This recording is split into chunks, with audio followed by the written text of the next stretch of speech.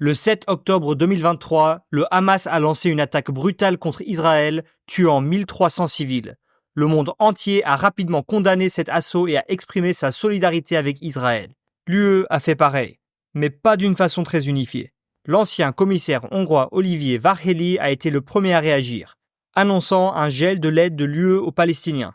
Le problème, il n'a pas consulté ni ses collègues ni les États membres. La Commission européenne s'est rapidement dissociée à sa déclaration et, à mesure que la crise humanitaire à Gaza s'aggravait en raison de la riposte militaire israélienne, le message a de nouveau changé, l'aide ne sera pas gelée, elle sera triplée. Pendant ce temps, Josep Borrell, l'ancien chef de la diplomatie européenne, a adopté un ton différent. Il a condamné le Hamas, mais a également critiqué l'Israël pour avoir coupé l'eau, l'électricité et le carburant à Gaza, déclarant que cela est une violation du droit international. Puis, il y a Ursula von der Leyen. Elle n'a pas seulement publié des déclarations, elle s'est rendue en Israël, offrant ce qu'elle a qualifié de son soutien sans réserve à l'Israël au nom de l'Union européenne. Pas de mention de retenue, pas de référence au droit international, juste un appui ferme. Mais les États membres n'étaient pas d'accord. Certains, comme l'Espagne, l'Irlande et la Belgique, ont exprimé leur frustration et von der Leyen a fait face à des critiques politiques, sa position était considérée comme déséquilibrée, parfois biaisée et non représentative de l'ensemble de l'UE. Et qu'en est-il de Charles Michel, l'autre président de l'UE à l'époque ? Oui, c'est déroutant, il y en a deux. Son rôle était de diriger la diplomatie de l'UE, et pourtant il n'a pas été invité, ni même informé du voyage de von der Leyen. Un peu gênant. Au cours de la même période, les États-Unis d'Amérique, une fédération dotée d'une politique unie en matière de défense et d'affaires étrangères, ont agi rapidement. 2 porte-avions étaient envoyés dans la région, un signal sans équivoque adressé à l'Iran et au Hezbollah, ne pas élargir ce conflit. Le président Joe Biden, accompagné de ses secrétaires d'État à la défense, s'est rendu en Israël. Le message était clair, ils soutiennent l'Israël. Mais est-ce que vous voyez le problème ?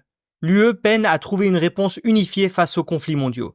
S'accorder sur des mots, c'est déjà difficile, mais passer à l'action, c'est encore plus dur. Il y a 3 problèmes majeurs. Premièrement, les rivalités institutionnelles au sein de l'UE. Regardez simplement les acteurs impliqués. La présidente de la Commission, le président du Conseil européen et le haut représentant pour les affaires étrangères. Mais qui est vraiment aux commandes ? Ces rôles qui se retrouvent l'un sur l'autre créent de la confusion, de la concurrence et des messages contradictoires. Deuxièmement, les divergences profondes en matière de sympathie et d'intérêt parmi les États membres de l'UE. Prenons le Moyen-Orient, par exemple. Pour des raisons historiques, l'Allemagne, pays d'origine de von der Leyen, ressent une responsabilité particulière pour protéger l'Israël. Pour des raisons géographiques et historiques, des pays comme la France, l'Italie et l'Espagne se sentent plus proches des États arabes et des Palestiniens. Pendant ce temps, les pays d'Europe centrale, qui ont rejoint l'UE dans les années 2000, s'alignent plus naturellement sur Israël et les États-Unis. Troisièmement, le conflit entre les valeurs et les intérêts de l'UE. Bien qu'elle promeuve la démocratie, les droits de l'homme et l'état de droit, elle donne également la priorité à la stabilité, aux intérêts économiques et au contrôle de la migration. Ces objectifs contradictoires sapent souvent sa capacité à agir de manière décisive. Mais il existe en réalité un 4e problème, probablement le plus important de tous.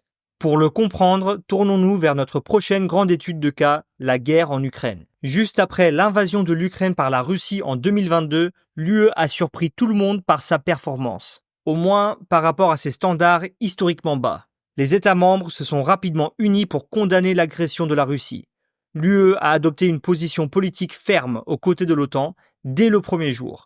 Et grâce à une préparation impressionnante de la Commission, les dirigeants européens ont convenu en quelques jours d'un premier ensemble robuste de sanctions économiques. L'UE a même annoncé, pour la première fois, un plan visant à financer des livraisons d'armes à Kiev. Mais lorsqu'on examine de plus près l'efficacité de la politique étrangère de l'UE dans ce conflit, il est difficile d'éviter la conclusion suivante. Cela n'a pas suffi.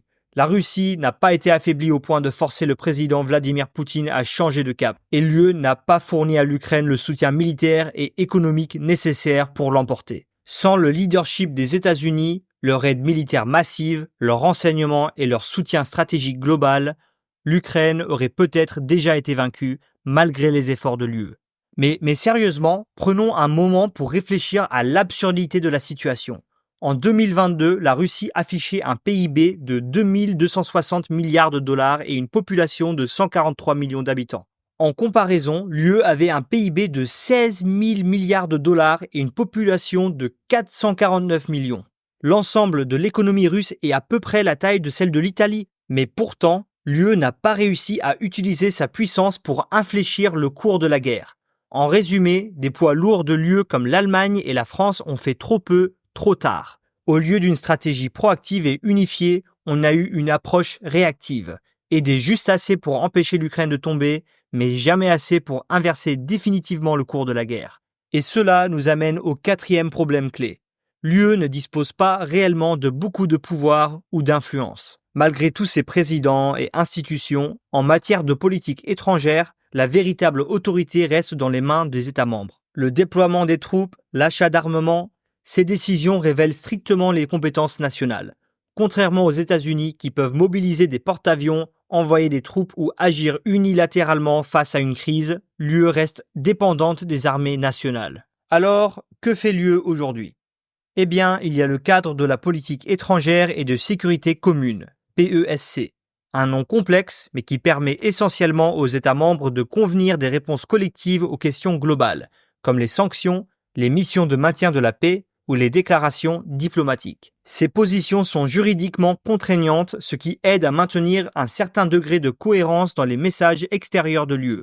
La PESC est dirigée par le haut représentant pour les affaires étrangères, qui représente l'UE sur la scène internationale et coordonne les efforts diplomatiques. Ce rôle relie la Commission européenne, qui gère la mise en œuvre des politiques, et le Conseil européen, composé de 27 dirigeants de l'UE, qui fournit une orientation stratégique. Mais la PESC présente des limites bien définies, nous amenant au cinquième et dernier problème avec la politique étrangère de l'UE. Les décisions nécessitent l'unanimité parmi les 27 États membres, un processus qui ralentit souvent l'action, voire l'empêche totalement. Prenez le cas de l'impossible adoption des sanctions contre la Russie, où la Hongrie a systématiquement opposé son veto à chaque mouvement.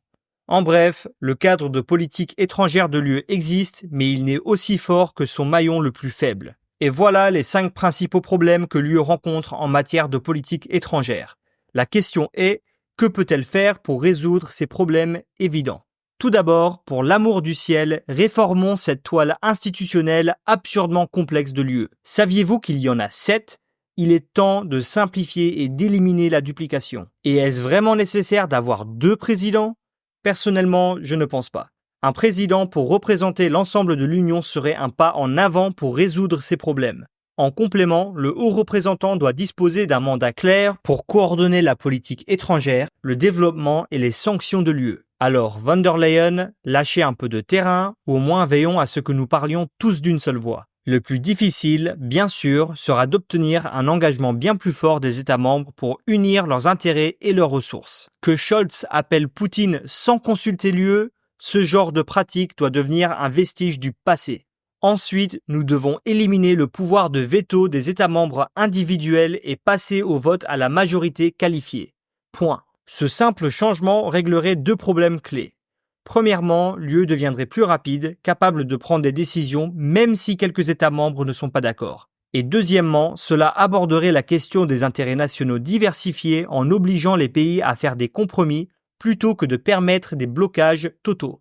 Cela permettrait à l'UE d'établir des valeurs de politique étrangère avec des objectifs à moyen et long terme, tout comme les États-Unis. Et cela nous amène à l'étape la plus importante et la plus difficile.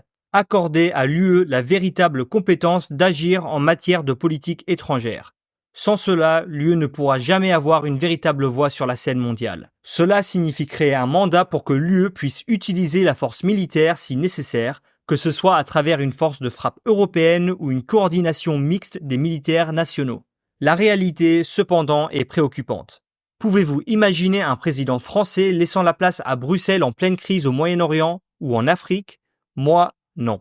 Il est tout aussi impensable que Paris abandonne son siège permanent au Conseil de sécurité des Nations Unies à l'UE. Et nous ne faisons pas d'illusions, les chanceliers allemands ne sont pas plus enclins à abandonner leur propre ligne nationale en ce qui concerne leurs relations avec la Russie ou la Chine. Mais voici la dure vérité.